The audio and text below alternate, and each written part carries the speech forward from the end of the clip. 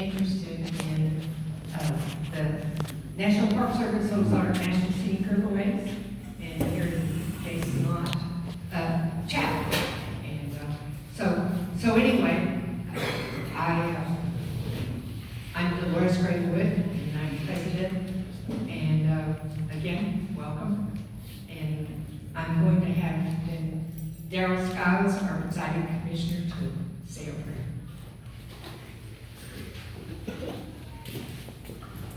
Thank you, Dolores. Would you all just join me in a few words of prayer? Lord, we just thank you for the opportunity to gather here. We thank you for this beautiful day.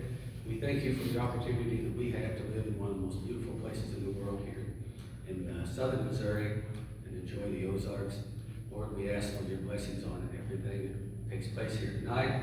We pray your blessings on everybody who came. We pray safe travels for all as they come and go. Thank you, Lord, for sending your Son, Jesus Christ, for each of us. And we ask all of this in Jesus' name. Amen. Amen. I want to introduce now Grant Wilson, who is the office representative for this region for Congressman Jason Smith, who's going to lead us in the Pledge of Allegiance. Please stand and join me in the Pledge of Allegiance. I pledge allegiance of the United States of America, and to the republic for which it stands, one nation, under God, indivisible, for liberty and justice for all.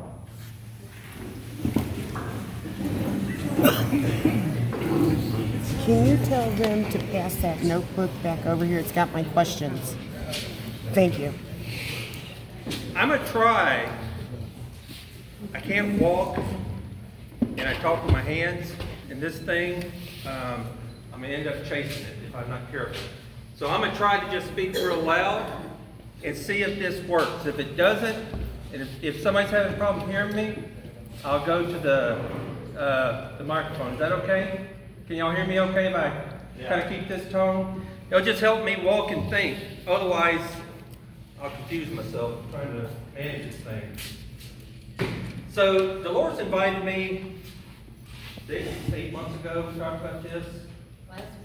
Last May, we talked about me coming up and visiting with the Dent County Historical Society. That was what I was coming here to do tonight, was to visit.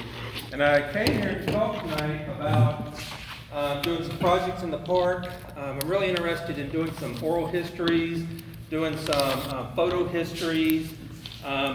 We're hoping to hire a visual information specialist, and there's some products I want to put in the park where we talk about historic place names, places on the river, shoals, hollows, that sort of thing, and kind of get the history of where those names came from. There's a grant opportunity I wanted to talk to the Historical Society about. Those were my intentions for this evening. I was also going to talk a little bit about some of the projects we got going on in the park. I'm not sure if I'm going to stay on that agenda tonight, if what I understand is what most people here are for. So bear with me, and we will, I always like to do a conversation and not a presentation. What I like to do is talk about something, then bounce it back and forth a little bit, let people ask questions, that sort of thing. We'll see how that works out. So, just a couple of things. Currently, we do have some projects going on in the park that I think was of interest to the Historical Society that I wanted to talk about. This year we'll be finishing up a cemetery inventory and a cemetery maintenance plan throughout the park. And that plan would be finishing it up, well, the first round of it this summer probably. And then I need to get out and work with the local community because I bet we don't know all of them.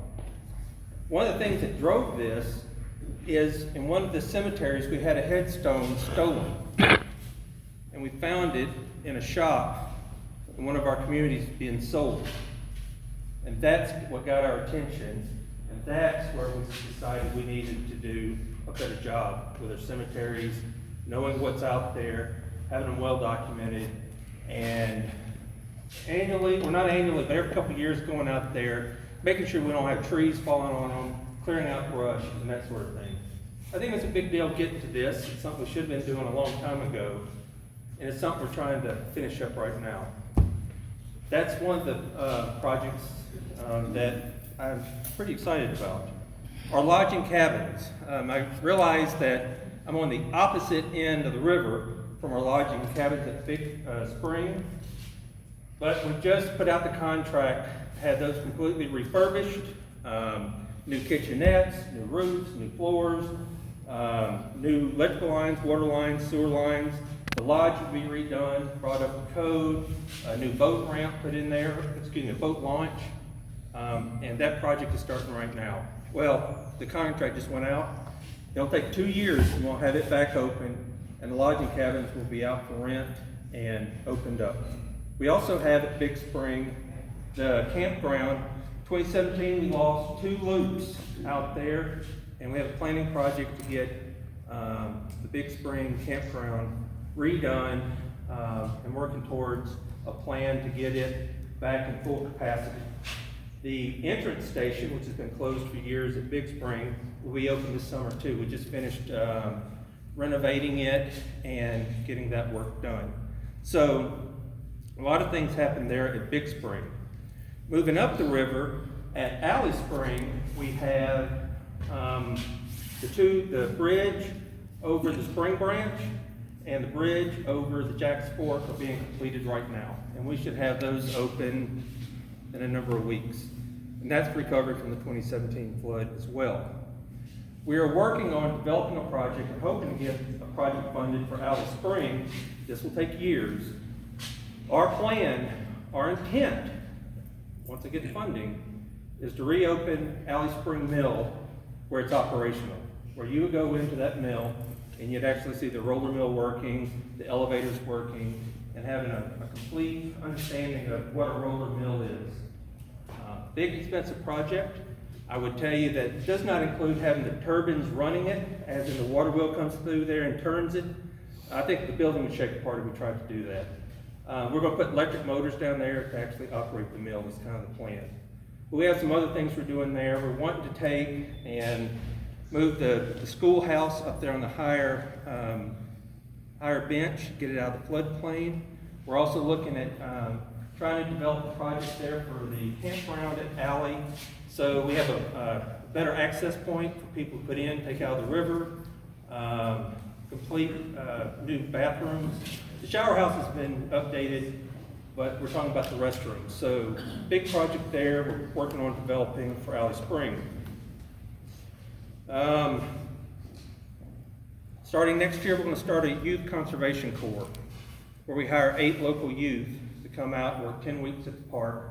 They'll make a stipend, basically minimum wage, and then approximately $1,500 that they can put towards college, trade school, or paying off student loans. That's an annual program we want to get started where we can start hiring local youth here from the parks. That, of course, we're 134 miles long, so we'd probably move that youth program to different areas of the park so that we can actually draw off the youth in different areas of the park. Because 100 miles is a long way to drive for a youth, and we do it at the same location every time. You know, just not, we want to spread that around. So starting next year, you can expect to see a youth conservation corps.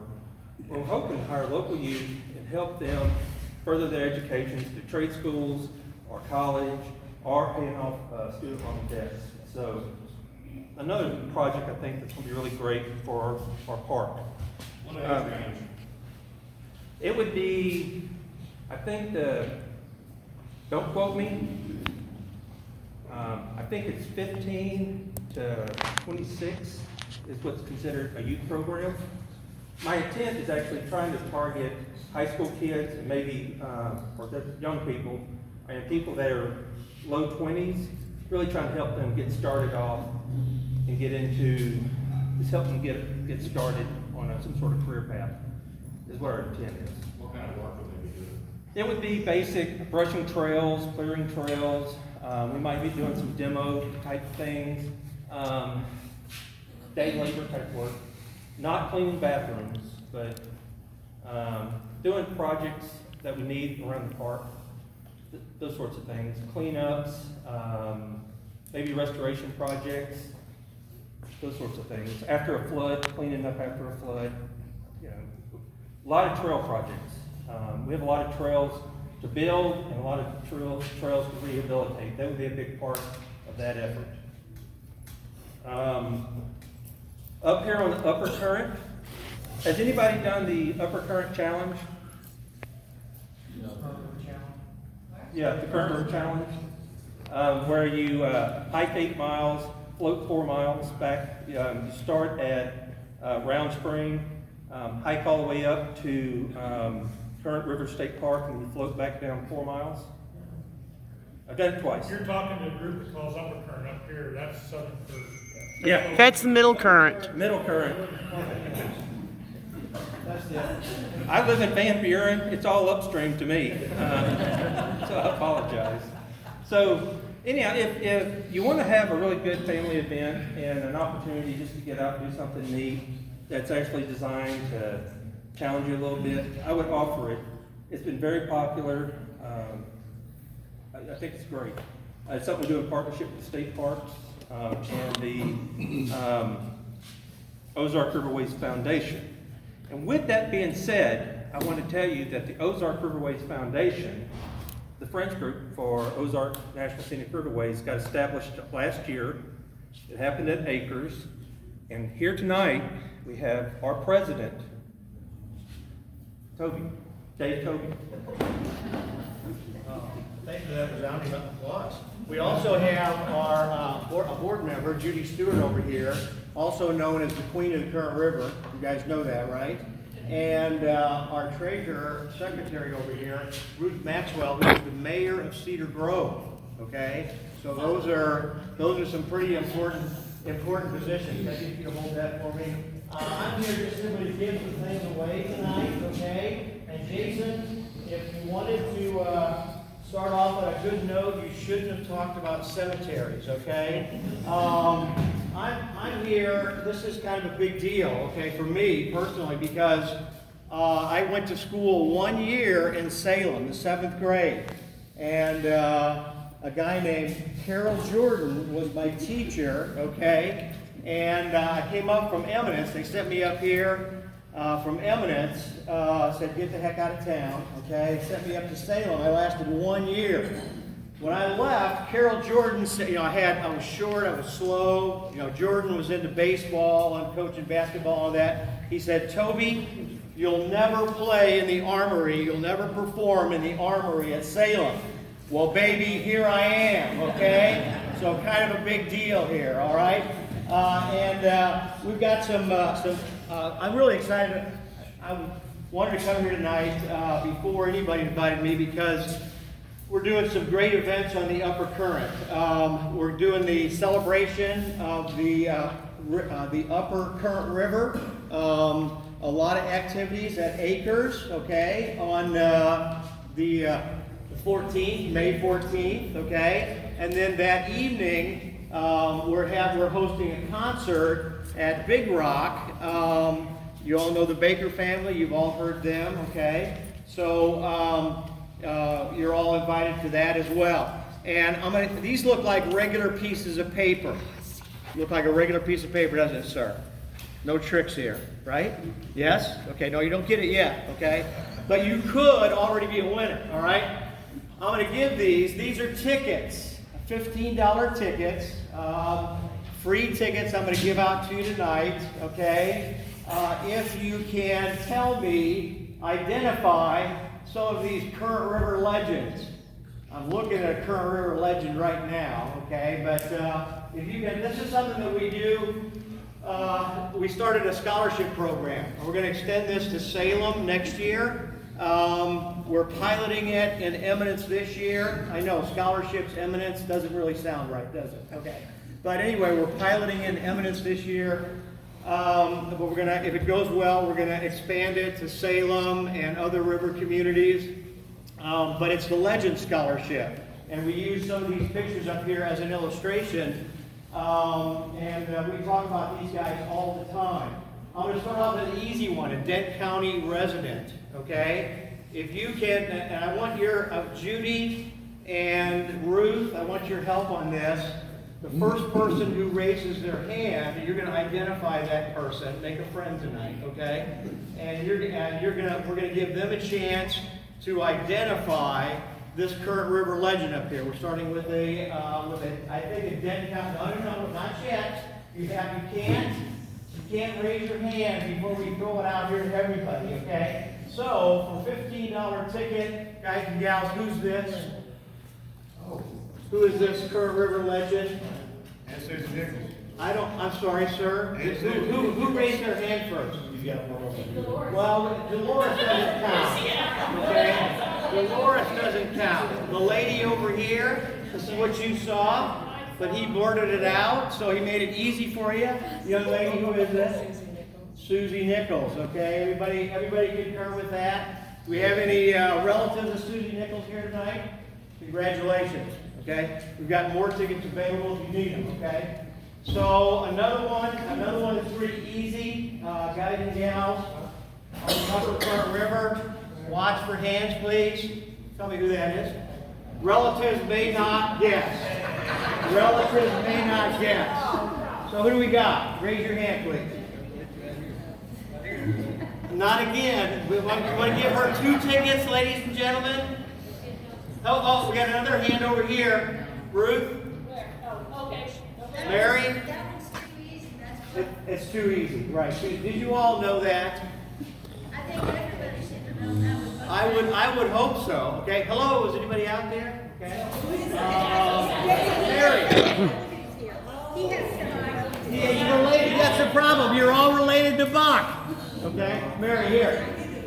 Here, take that. You can give it away if you want. Okay. All right. Yes. Buck Maggard, okay? Buck Maggard, truly a legend in this area. And really, I need to hold up somebody else here, okay? Buck Maggard, and who's this, Judy? Judy, who's that? Do you want me to tell you? Yes? That's Yeah, my go ahead. I'm mother. not going to make a guess on that. Who is that? So that's Grandma? That's your mom? That's my mom, Lorene. Okay. So Buck and Lorene Maggard, okay? Some say they started all the madness up here, but I've got somebody else back there who has to stick up for Walter Carr. You're not going to do it, okay? But started all the madness up here on the Upper Current River, okay? So yeah, Buck Maggard. So congratulations, Mary. Okay, all right. One more at least, okay? One more. My favorite. Anybody know who this gentleman is? Raise your hand if you do. No, I won't do it. You won't do it? No, even my neighbor carried me around the block shoulder for me when I was a kid all the time. John? John Stewart, who is that? Superintendent of Round Spring State Park, Earl Nichols. Earl who? Earl Chilton. Earl Chilton. Yeah, John and I grew up closest neighbors on the Upper Current River, and he was quite a big factor, a big deal in the community. I'm going to do one more here, and this one, what I'm pointing to here is the gentleman in the rear of the boat. Can you all see that? The gentleman in the rear of the boat? Who is that? Stacy, who is that? I had a picture, so Yeah, I think that's where we got the picture, okay? Stacy, tell them who that is. Walter Carr, okay? The other one that says, you know, if he were still alive, he'd be arguing that he started it, but that's a discussion for a later date. Yeah, John and I grew up in the Round Spring community, and Walter Carr owned and operated Carr Store. And I think what's important here tonight to remember is that when John and I were growing up, that was the community center.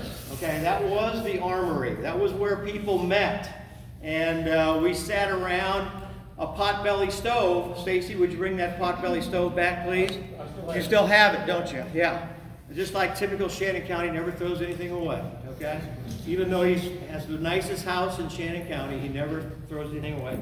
But we used to sit around the potbelly stove there at Carr's store, and we used to discuss the issues. And this was in 1962 and 1963 and 1964. We had some issues to discuss, right? Okay? I think what was great about that was that when we got up, and we had some great discussions, and we solved all the problems in the world right there around that potbelly stove. But when everybody got up to leave, at the end of the day, everybody still liked each other, everybody still respected each other, and each other's opinions, okay? So I think that's super relevant tonight, no matter, I would really like to see us talk about cultural history. I thought that's what the Dent County Historical Society was all about. But no matter what, I think we need to respect each other and listen to each other. And we are very, very fortunate, guys and gals. We've got a superintendent that spends more time out in the park than any other superintendent I've ever known. He listens to people. He goes camping at Pull Tight. If you go down there, you might catch him. He floats the river. He hikes the trails. He is totally immersed, and he loves this area just like the rest of us do. And he comes from a cultural history, resource management background. Do you think that's maybe, especially if you're concerned about historic Dent County and Historical Society, is that the kind of superintendent you want? I think so, okay? So, guys and gals, he comes from a park where when he used to walk into the room, people in the community would stand up and applaud. And I think by the time he leaves here, he's going to stay with us for 10 years, at least 10 years, right? Oh my God. By the time he leaves here, I think you'll all get to know him, and you'll all appreciate him, and you will, when he walks into a room, you'll stand up and applaud someday. I believe that. So I appreciate having Jason Lott, and if there's anything we can do, we're here. The foundation is here to do two things. Give you, the community, a voice in what goes on, and to help the park do a better job. That's what the Ozark Riverways Foundation is all about. And with that, do you want to say anything about the event at Cedar Grove? Mayor, Madam Mayor. Yeah, so come out May 14th to Big Rock Candy Mountain. We're going to meet at the Dayberry Cemetery at Cedar Grove at 5:30. And Ben Timpson's going to give us a history of Cedar Grove. I've got some pictures over there. If any of you knew or are related to Angie Cruson, related to the Grin family, I've got Lily Howell over there, a picture of Lily. Tina Dayberry, she's over there. So we're going to talk about Cedar Grove at 5:30 at the Cedar Grove Cemetery. And then come on up to Big Rock Candy Mountain, where we're going to listen to the Baker family from Mountain View at 7 o'clock. Do you have any other venues that you, as the Rich County Historical Society, do you have any other venues that you do this stuff at? You know what? We are just getting started. So we formed in 2020, but with COVID, we really couldn't do anything in 2020. So in 2021, we got a little more organized, and this is our first year of really doing things. So we're hoping to make this bigger, and Ethel Bluff would be another place that we might have some things going on. And don't be confused, they're confusing agencies, just like we confuse the Forest Service with the Park Service, with the Conservation Department, Historical Society. We're the ORF, okay? We're the Ozark Riverways Foundation. Judy, do you want to say anything about events at Acres, celebration? Yes.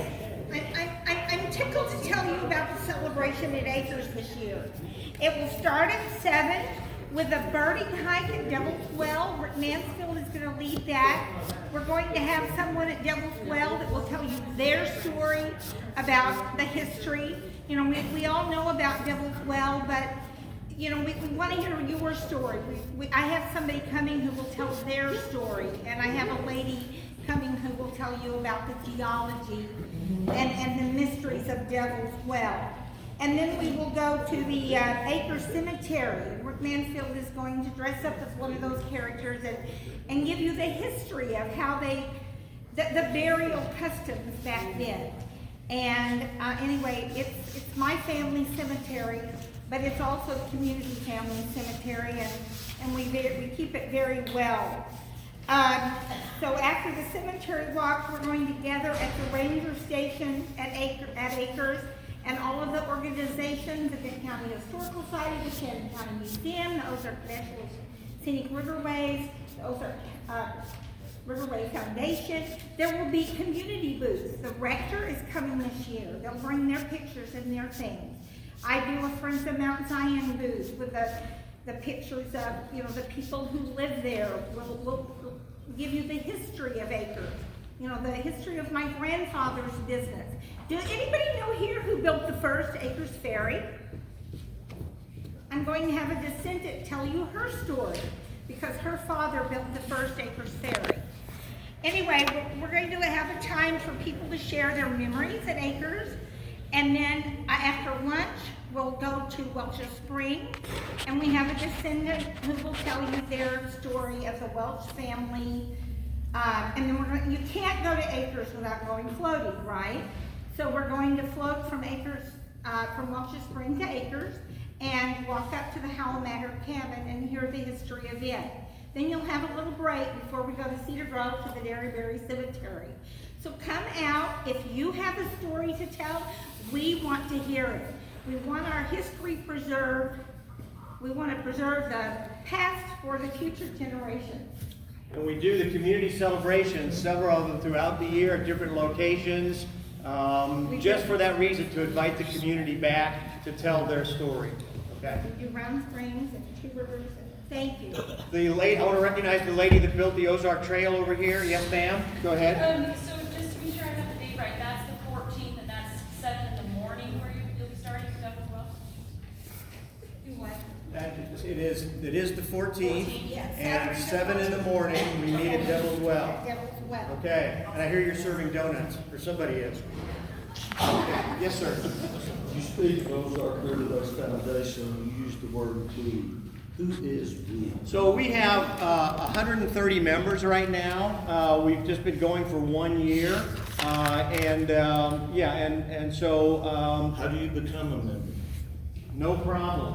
Yes, there is a Excellent question. Thank you. Are you a plant? Is somebody planting you there? What does that entail as a member? As a member, what that gives you the opportunity to do, we're a member-fed organization, okay? Our members have input. We are the official friends group for the park, okay? We're here to listen to our members, and then our board members take that information and they decide what we want to support, what we think is valuable in the park, and then we provide volunteerism and money to the park for things that we think are important. Things that we think are important, we've raised, if you look at that sheet, we've raised over $7,000 for the restoration of Mount Zion Church, okay? We're giving a check to the Timber Fire Department for the work that they've done recently in our area. We're giving scholarships out to students, the Legend Scholarships. We heavily support the community events that she was just talking about, okay? So the members, what does it allow the members to do? It allows the members to provide input to the park, okay? Jason, if I want to talk to Jason, and a lot of people can do this, I mean, probably some of you have done this, but I think the Friends Group does have Jason's ear, and, we influence in a positive way. We are not a watchdog, okay? We are not here to sue the park. What we do is, if we identify something good that we think the park is doing, then we're going to throw money and volunteerism at that, okay? We're going to support that. That's the way that we support them. We don't support them by taking them to court, okay? If you want to belong to a watchdog group, there are watchdog groups out there, okay? They'll hold the park's feet to the fire. But the way we hold the park's feet to the fire is by either supporting or not supporting the things that our members think are important, okay? What are your long-term goals? So, we have a list in here, sir, of long-term goals, and I don't want to take over the whole meeting, but I'm thrilled that you guys are interested. So here's what we're all about. Number one, promote river safety, okay? I'm a big proponent of that. We feel like that if the more skill you have, then the more fun you're going to have. And if one incident, if one thing happens on the river that is tragic, it doesn't do anybody any good, any vendor, or it doesn't do the Salem community any good. So river safety, river stewardship, cleaning up the river, okay? We're really involved with the stream team events. Let's see, supporting environmental education activities. We kind of got slowed down with COVID. But when I was working with the park before COVID, I did 80 educational field trips with students from our community, a lot of them here in Salem. Provide outreach opportunities. We want to tell people about this park and what a wonderful place it is. We want to spread the message. Maintain and preserve historical structures, okay? So like Mount Zion and others, okay? We've got a lot of people that are real concerned about the pull-tight cabin, okay? And we're attracting a lot of interest about that. Promote cultural preservation, okay? Did you hear that, Dolores? Promote cultural preservation, all right? And support trail activities and maintenance. There was one more that we added this year at one of our board members' requests, and the other thing that we are all about is support river protection and preservation, okay? So those are some of the things that we're all about. Long-term goals depend on who you talk to. If you talk to the mayor of Cedar Grove, she's going to resurrect the community of Cedar Grove, okay? Yeah, if you talk to Judy over here, we're going to bring Mount Zion back to where it is spit and polished, where it's a beautiful building again, and something that we want to continue So to they can preserve. come see it on May 14th. Yeah. So it depends on which, we have different board members that are all about different things. That's the one thing I like about our board. It's a very diverse board. We have backcountry horsemen, okay? Okay, we have trail riders, okay? We have people from the community. We have people who are all about the rivers. We have people who are all about the trails. We have people who are all about fishing on the river. So we have a very diverse board. Yes, sir.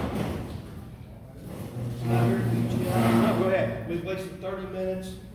We're here to talk about access to the current You're here to talk about cultural preservation with the Historical Society. Jason Long, thank you. Thank you. Thank you. I think there's a great opportunity to get involved and get engaged. Ozark Riverways Foundation is that opportunity. So, Ozark Riverways Foundation, if you want to get involved and get engaged, I would just tell you, talk to Dave, talk to any of those board members that's introduced, and it's a great way to get involved. I just got something real quick. I think it's a wonderful thing what y'all are doing, and I would love for us to have another opportunity. This just blossomed at the wrong time, so I apologize. Yes. I apologize, but I would love to get back with you guys, Ruth, and sit down with you, and I would love to invite my dad, so, Yeah. yeah. Get together. But we're here to talk about. So, Sorry about that. For the Dane County Historical Society, Dolores, I'm going to ask that we just reschedule my time. Our intent was to do that tonight. Just became whatever this is going to be. But I'd like to come back. There were things I'd like to talk with you and your group about, and I apologize that we got derailed tonight. So, with that being said, yes, sir. We're not here to hijack any meeting, and we can I'm exit sorry this. about that word. I didn't mean it that way. And we're here to exit this real quick. If you will give us a commitment and a time and a date within the next 15 days, we would like to meet with you on the issues. And we will let these people have their meeting. I know a lot of y'all drove from Ellington, Eminence, Bunker, other places, so I think we're good. We don't want to take the meeting. I didn't mean the word hijack, that's just too hard a word. Okay, like Eric Schaefer, I know you, but others I don't know. So I don't know your name. I'm John Whalen. I'm a native here from Salem, Missouri, and I came to set up an appointment where we talk to you about some of your recent activities. We can do it. Okay. Yeah. Who else is part of Salem? Come on. We're all a part of Salem. Now's our chance, guys, go on. All we want is some time. Who wants some answers? We want answers. Sit back down. I don't want to take these, I don't want to take these. All right, sit back down. Sit back down. Eric. I know. Well, yeah, I think you'll answer our questions. I think he's going to answer our questions. Sir, my name's Sandra Chambers. I let a lot of these people know about this meeting tonight. I talked to you on Tuesday, and I'm going to ask you again and hold your feet to the fire. The boulders at Cedar Grove, do not let the disabled use it. I've been in contact with Omaha, Nebraska, the National Office for the Park Service. I've talked to Dave Thompson. He agrees. You have now changed the use of Cedar Grove. It must be brought back to ADA requirements or the boulders moved. Which will you do? Will you get rid of the boulders, put some signs up there, letting people know not to park on the river gravel part, and to cover the road there so that no one uses the service road, and allow us to go back and work with you so that the disabled and the elderly can use that part of Cedar Grove. Okay, so that location at Cedar Grove is not, has not, never was designated as as federal government, we use ABA standards, not ADA standards, but pretty much the same thing. Was never designated as such. If we were to get someplace designated, and I agree, we need ABA standard sites throughout the river. There's not a single one. ABA is the same thing as ADA. American Disabilities Act. The ABA stands for American. What does it mean? People with impairments have access, so it could be a mobility, it could be a hearing, it could be a sight. There has mobility. You want to go to the river, close to the river just to swim. Sir, the reason why that was not designated is because it grandfathered in.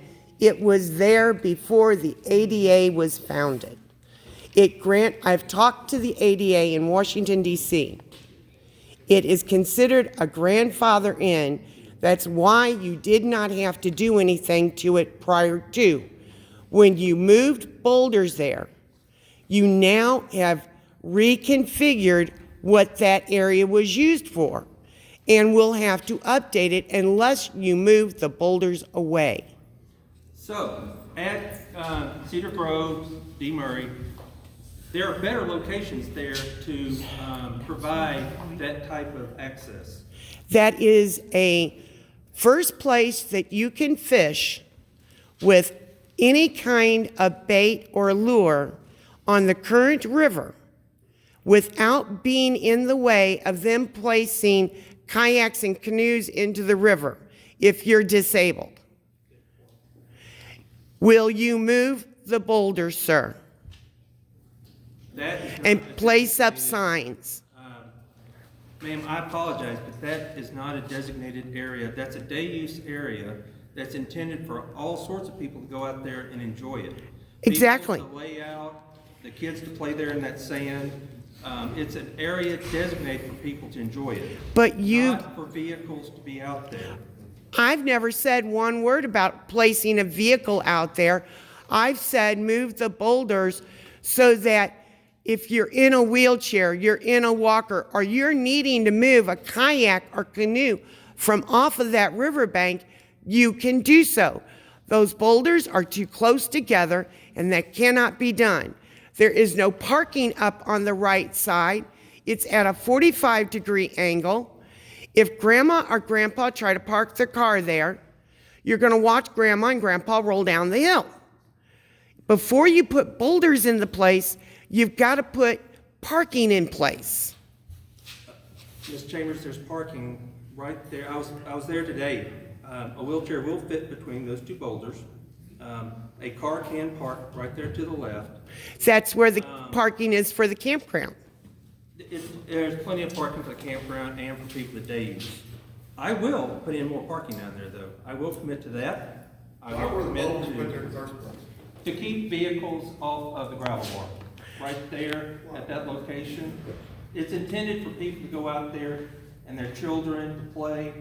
When cars are going out there, they're backing up. We've had problems. Vehicles get stuck down there very routinely and very regularly. It's not really a good place for cars to go. I realize people have done it, but they weren't supposed to. Why not start off with placing signs out there saying no parking, loading or unloading only? There is a sign there. I was there today. Then it's been placed recently. Does anybody here remember ever seeing a sign, no parking out there? I placed signs there multiple times and people were moving. But I was there today, there's plenty of room to get a wheelchair or walker or, for that matter, those little scooters and get between those walls. I was there today. There was a mother there. She had an ice chest. She had her chair. She had a baby in a stroller. She went down there and she did very fine. She had no problems. She was enjoying herself. I would suspect she appreciates the fact that there isn't a car coming in there and parking right next to where a child is trying to play. I recognize that there are a lot of places that we need to find better ways for people with different mobility, hearing, sight, all those different types of considerations that we need to do a better job of. As we're going through these different planning scenarios for the new campgrounds and everything we're trying to upgrade in the park, those are very much a part of our conversation.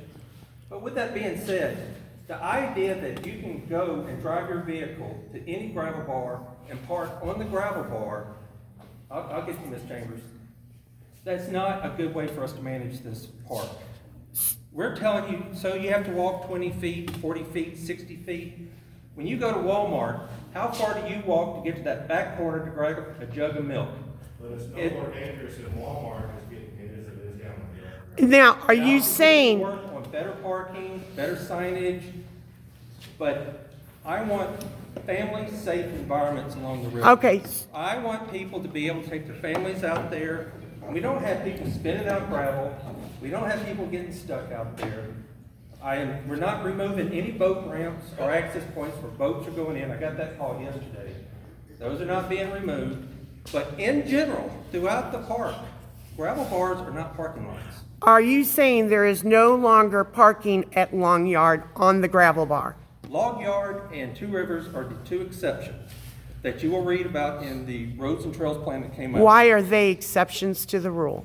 Because in the planning process, so after 2014, after we had the GMP process, we did public meetings and we met with, and we did one in Salem. People gave feedback. We took that feedback and we developed preliminary alternatives. Those preliminary alternatives went out to the public. Y'all commented on it. We took those. Then we developed the Roads and Trails plan. It was just out 2 months ago, went out for public comment. The public comments came back. We finalized the plan, that's what you just saw. There was never any comments about changing Log Yard, because that was in the plan from our original scoping meetings we did here. I don't know, I wasn't here for those scoping meetings, but those gravel bars where we're going to let vehicles access them, that was a determination made back in 2017 through public scoping that was conducted here. All those documents are on the website. You can read it. You can see where people made the comments and people made the recommendations. This didn't just happen now. This decision is not a decision we just made. This is a decision that goes back previous to 2014 during the GMP process, which also had a bunch of meetings in all these communities, a lot of feedback. That feedback comes from a lot of places too. I spend more time talking to locals than anybody. I promise you that. And I live in this community. I can't go to the grocery store without having a conversation about this park. I promise you, I get that. But I also have an obligation to everybody. Whether you even ever come to this park or not, they pay their taxes as well. They're owners of this park just like the locals. So I have to take your information, their information, input from across the board. I would also tell you that not every local feels like those rocks need to be removed. 7 people, I think somebody posted our phone number yesterday. We got 1 call asking us to remove those 2 rocks at Cedar Grove. I think it was you, Ms. Chambers. And I got 7 calls thanking us for putting them there. That's coming from the local community. So you know. I've got people here. If we give you a petition with people's signatures, will you be willing to listen with us, move the boulders back so that people can use the parking area there and they'll pay the camping fee? It's a day use area. It's not about that campsite. The time for comments ended. There was multiple opportunities to make those comments throughout since 2014. That was the chance to do it. We have finalized that plan. That gravel bar is not intended to be for vehicles, and it's not going to be for vehicles. That decision is made, and we've done it. Can we Okay. move to another issue? Other people have issues. I'm sorry, ma'am. You've been going for a while. I apologize. I don't have an issue one way or other with boulders. I'm not here about boulders, but I am a day use equestrian rider. So when the boulders are in place, that will affect us because we have very, very limited access of where to park such a large vehicle. So when we make that turnaround, we start putting those boulders in place, and campers that are camping there are starting to park in those areas where we turn around at the lower bathroom and park. And I read that there's gonna be a plan for us to have better parking for the equestrian group, and I'd like to know, how far in how many years in advance are we talking before we have the ability to do that? And as backcountry horsemen is part of this community now, which I'm very glad, they help bring a voice to the equestrian people and use a lot of volunteer hours to help make those things happen. Great question. I'd like to know what we're supposed to do in the meantime, so when the boulders are in place, the people that are trying to park down there at the campsites, you know, they go on around in the sand and park. We all know that. Well, now they're gonna be parking up against that tree line, and then where are the horseback riders supposed to park? I believe the boulders that, I think we're talking about 2 different areas. You're on the Cedar Grove type, the boulders are actually on the D. Murray side. Okay, I'm talking about that side. I thought Yeah, that's where they were at. I was there today. The only thing down there where y'all turn around, it's a mud hole right now because the water's up on it. I thought there was boulders there. No, there's no boulders there. Oh, okay. They do park a lot of horse trailers there where the campers are supposed to park at D. Murray. Yes, they do. There is a need for horse parking. So, There is a need, yes. so what the plan is, I'll tell you what the plan is. The first thing we're going to do, so next summer, we just finalized Roads and Trails plan that allows us to move forward with what we're doing. So next summer, we've got to do our survey work that actually, you see in the maps where the trails are going. Those, we still have to survey, make sure they're not going across an archaeological site or a TNE site or a number of things that we can't. So we got to lay that trail out. Next summer, that's our plan, is to get that accomplished. The first thing we're going to construct is a horse staging area up there at Cedar Grove.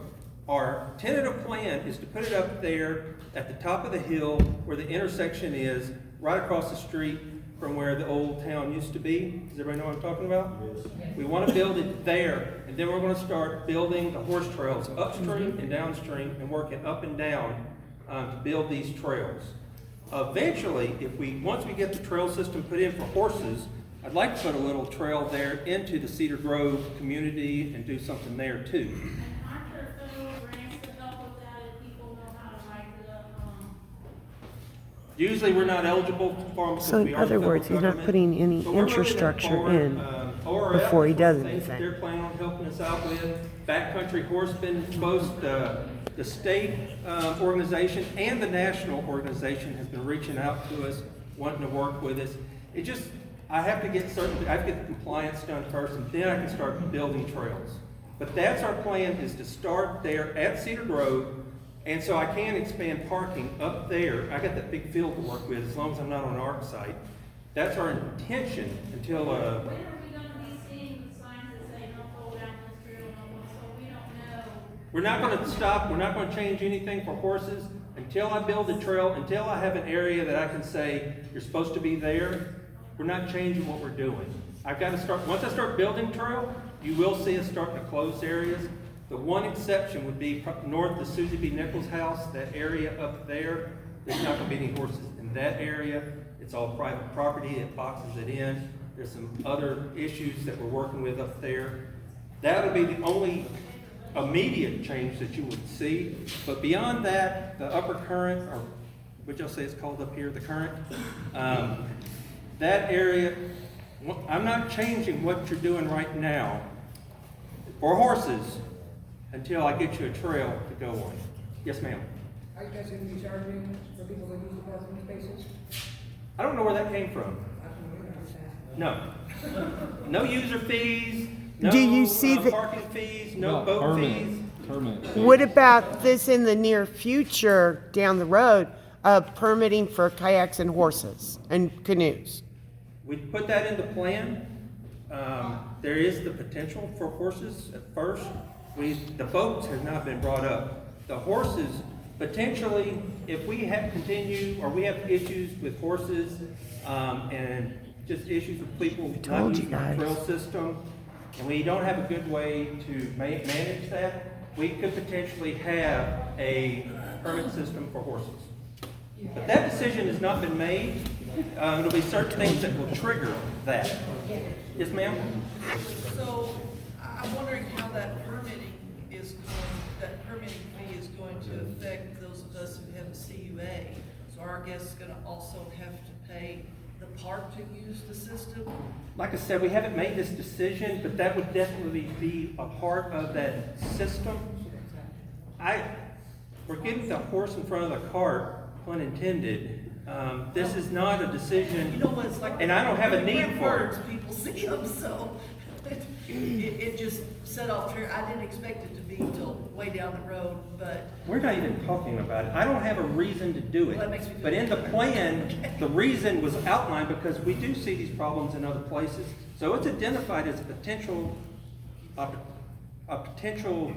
result. But I promise you, I'm not in there figuring out how to do it. I got other things to do. Yes, sir. Jason, appreciate you being here, and I think I got a question about, okay, it's a plan, we got a plan. You say not to worry about the fees, but these guys weren't worrying about the accesses in 14 either. Thank you. Thank you. Thank you. My question is, and it just goes right to the point, when you have a concern, this is a republic, and it should be processed by the people, not by the federal agency to make one rule and dictate. I know you have had meetings, but how do you go about when I know that Shannon County disagrees with you guys on county roads that you think you own and they think they own? How do you go around with that process? Because Shannon County is very limited in access about hiring attorneys, and I don't want them to sue you guys, but they're limited where the federal government is not. But get to my personal question is, if I have an issue with the plan, this is a republic, we should have a way to say we disagree with that plan, we need this reconsidered. How do we do that? Do we go to Omaha? Do we go to Jason Smith? Who do we go to when we have an issue? This isn't a dictatorship. You can't say this is the plan, this is how it's gonna be. Nobody likes to. But I'm just saying, when there's, this right here is a community. These people are saying what they want you to hear. But you said you had 7 and 1, and we got 50 people here. So my question is, how do we go about petitioning the plan, especially when Shannon County Commissioners have tried to work with you guys on the opposing roads, and it's just a refusal? And being the state rep, I'm having that same issue with our state agencies when I go to them. So I'm just playing, I know your heart is in it. Anybody here, Jason's heart is in the park. I have no doubt you have it. I am not asking on Jason one bit. He is doing what he feels the plan says and he thinks is best for the park. Okay? But I feel sometimes there's a miscommunication with the park and the local constituents that's lived here forever. And that's what I would love to see, some kind of, these people are, the motor sizes, all these things seem to be addressed straight towards the locals instead of the people. My question, I'm done talking. So how do we go about saying, I disagree with this plan? Who do I have to write to? Do we have to petition 30,000 people? How do we go about doing that to say we disagree with this plan? I know it started in 14 and 15, so that's way before my time, probably way before your time. So you've inherited this, and you're just implementing the plan. But when you said that's the plan, that's how it's going to be, I don't accept that because this is the Republic, and we should. Thank you. Work together meetings. What's that? Raise your hand. What's that? How many people went to all the other meetings? We didn't know about it. I didn't know of. We didn't know about it. Wasn't living down here then. So I just want my question answered. If it is an issue and we can get enough people to say this, we disagree with this plan, how do we go about working with you instead of going crazy, pushing boulders out of the way, and how do we do that? That's I want to work with you to settle these issues. So we just want access to the river, man. So I mean, I just want to, is there a process that we can petition Omaha? Do we have to petition Interior, the minister or the person in Washington to say the community is a good, I represent these people, that's why I'm here. So we took this plan, it's been going on. That's what these public comment periods are. A couple months ago, we put it out there. What's your opinion? Read it, take a look, tell us what you like, tell us what you don't like. How many people commented on the plan? Can I just ask, how many in here said no change? Thank you. Leave us alone. Leave us alone. Leave us alone. All right, how many people read the book, read it, and what does no change mean? Means really we don't get any trails. Did you read it and that's what you read? No change means we go to the GMP. There are no horse trails on the upper current. No change would have meant no horses on the upper current. Who read that? Did somebody see that in the document? It was in the newspaper article. So I don't think you wanted no change, but we could have done it. I think we'd have had 20 times more people here tonight. No change means we go to the GMP. There is no off-road use in national parks. You have to have a trail system. That's why I needed this plan to build the trails. Now, we are allowing people to, until I get the trails, to keep doing what we're doing. But I have to have this plan. Now, to get back to your question. I just want to know what we do to. Yeah, that was the process, but there's got to be a way to I sent, disagree. as an example, I sent it to your office. I personally sent an email to you and said, read it. Did your office comment? Oh, well, no, because I did not, but, I needed that comment. If y'all don't like it, you've got to comment. I have to have people giving me reasonable reasons, reasonable ideas, reasonable thoughts. The people that comment, are they the people that live here? Because I get numerous people in Jeff City testifying against me when I'm standing up for the people in my district. I think in the comment section it said 85% of comments were from Missourians. I'm talking about living in this district. I'm talking about living in this district. We didn't ask you. So you can FOIA, if you want to read the comments, FOIA, that's the Freedom of Information Act. It's on our website, you can find it. Ask for the comments and you can read them yourselves. But I would tell you, overwhelmingly, Alternative B was what was selected.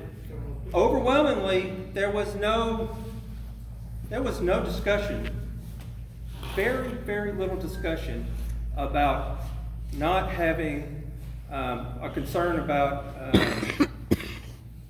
UTVs, vehicles on the gravel bars. The vast majority of the questions was all the people that wanted horse trails and all the people that did not want horse trails.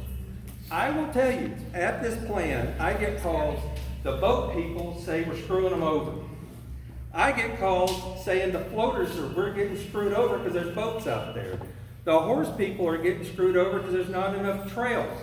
The people that float don't want they're getting screwed over because we're allowing horses. Trust me, nobody got this plan and said, that's a great plan. I've not gotten that phone call. Every user group is telling me how bad they hate this plan. I think we get it. I just want to know if there's any way that if I petition you, how many signatures, how many people does it take that live in the district? I mean, I can get you 10,000 signatures from this year. I can do that, because they come and testify against every bill I have. But they don't live in my district. I mean, And I've been sued by the Sierra Club. Live in our district. And that's how you you should have more of a say in some ways. And I donated to the foundation because I think it's a great thing that Judy and them have. I did. I mean, I'm not opposed to that, but I'm just thinking, they elected me representative, and how do we do that? So at this point in time, the opportunity to review it and to make comments and say you like it or don't like it just ended. And there's been multiple chances, there's been 3 chances to do it. So is there any way to trump that? The legal system.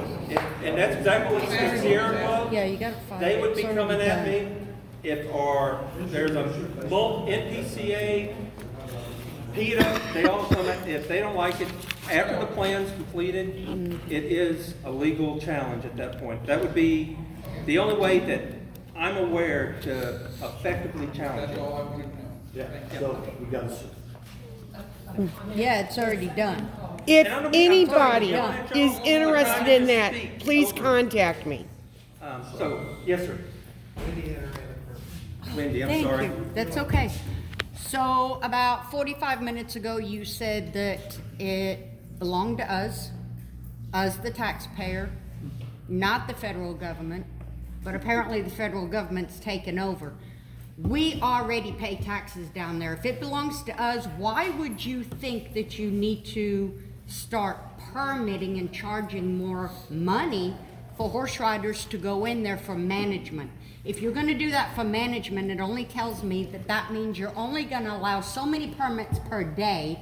And once you sell those permits per day, if I'm at the back of the list and my husband goes through, then what? I don't get your ride?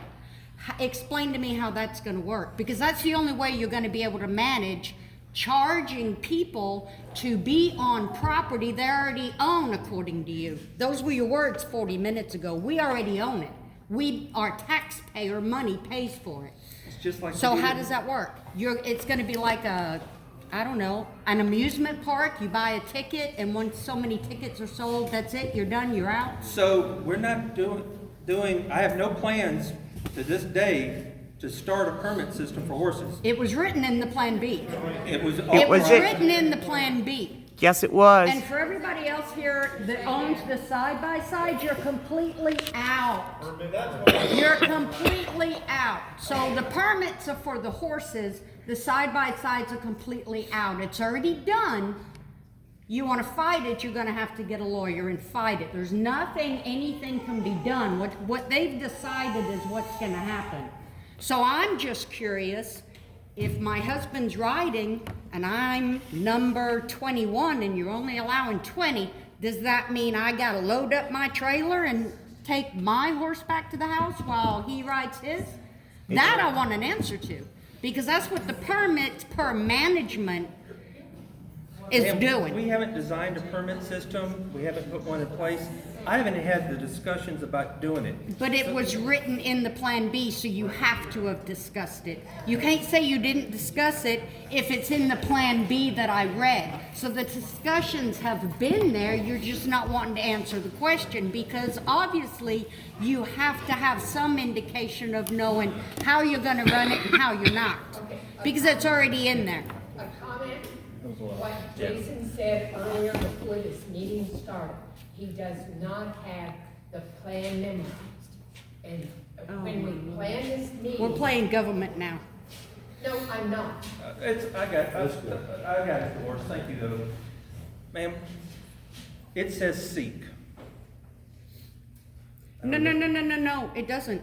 No, it does say seeking. The side-by-side said seek, which means it's never probably gonna happen.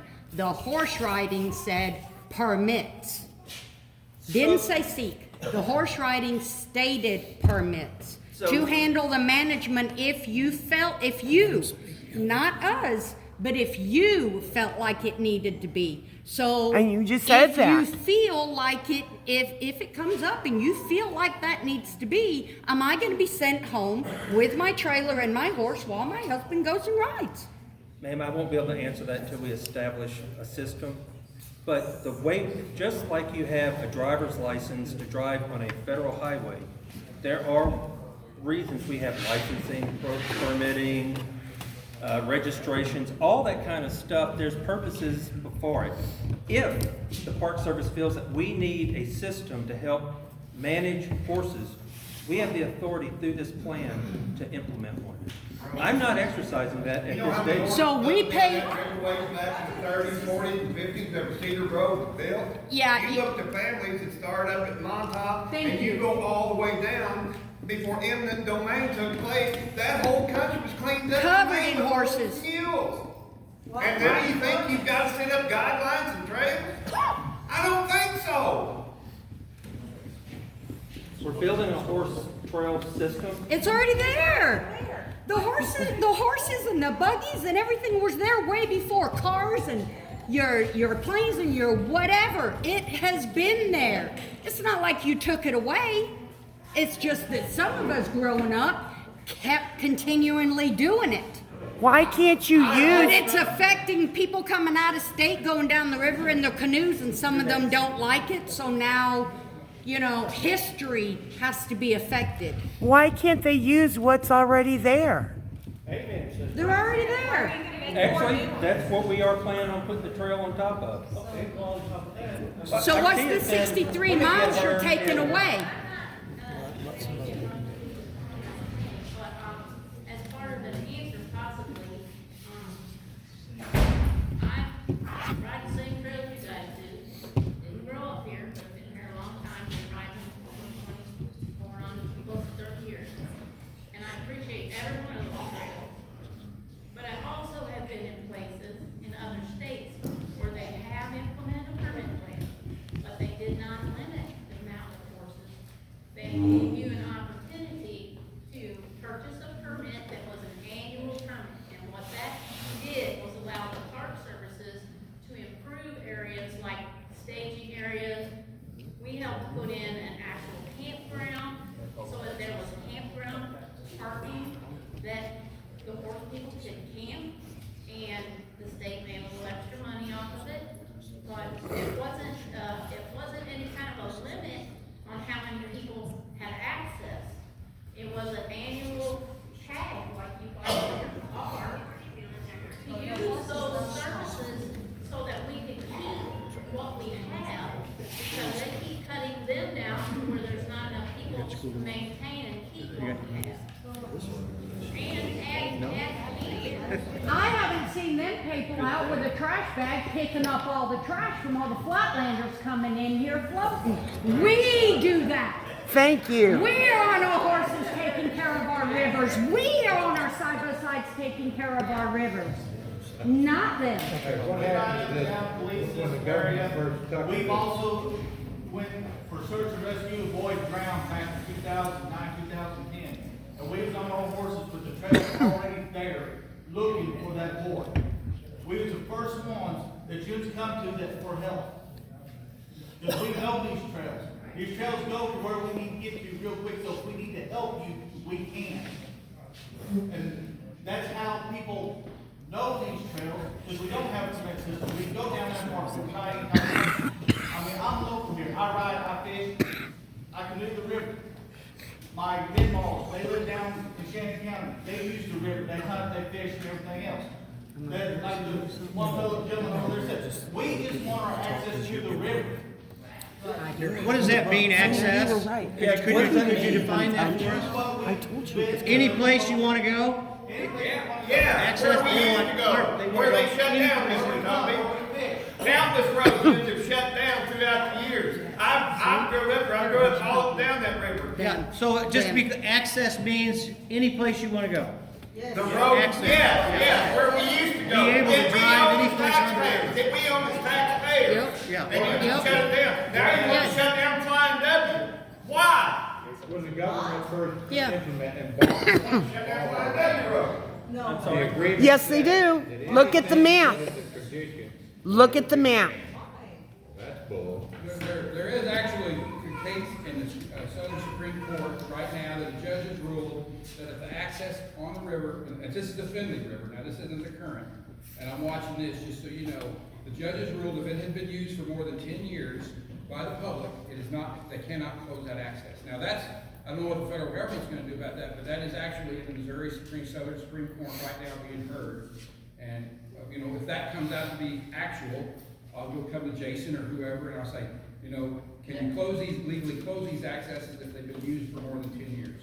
That is a lawsuit in process, so I mean, they could have, if we could adjust these ways that way, it could be addressed that way. I'm just saying, there is a court case in Springfield, hearing that right now.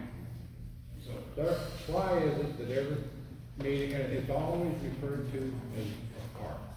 It's not a park. It's an Ozark Scenic Riverways. It's not a park. But you part of all, the park system. every Park Service manages. It's not a park. It's a When they riverway bought this system. land, it's straight, and I have a copy of it. Anything that is a tradition can't be changed. But- So what's the definition of a tradition?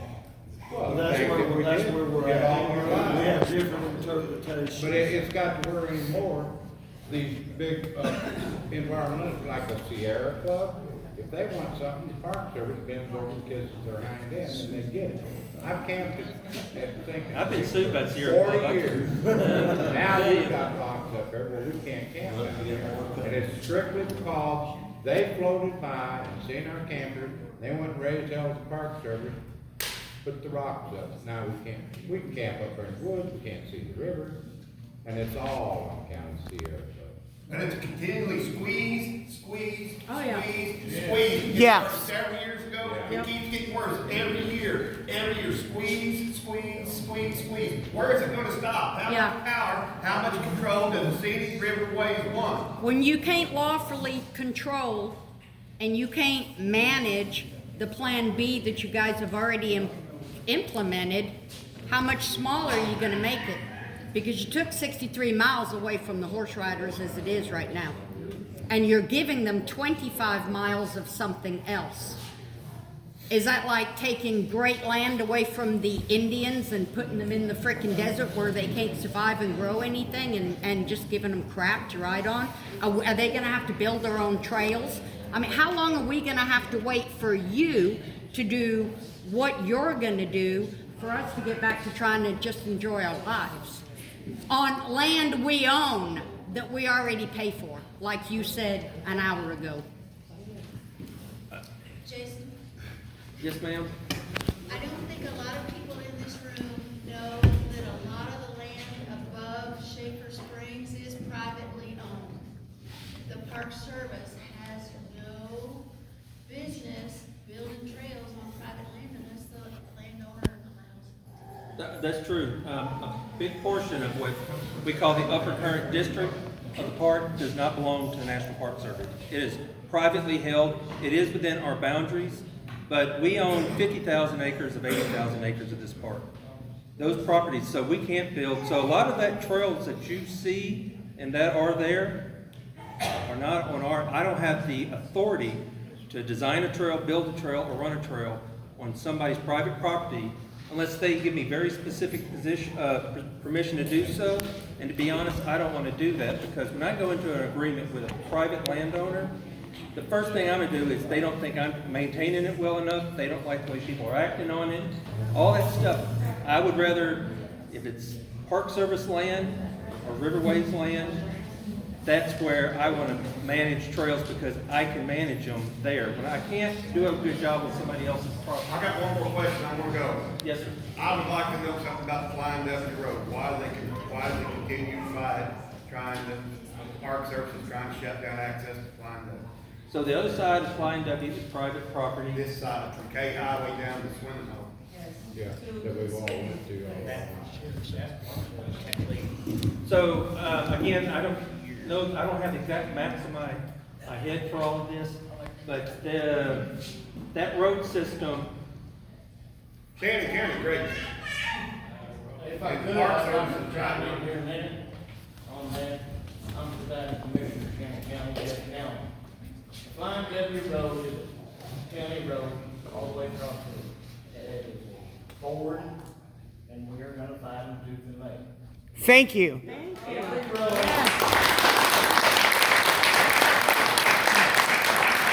Every county road in Shannon County,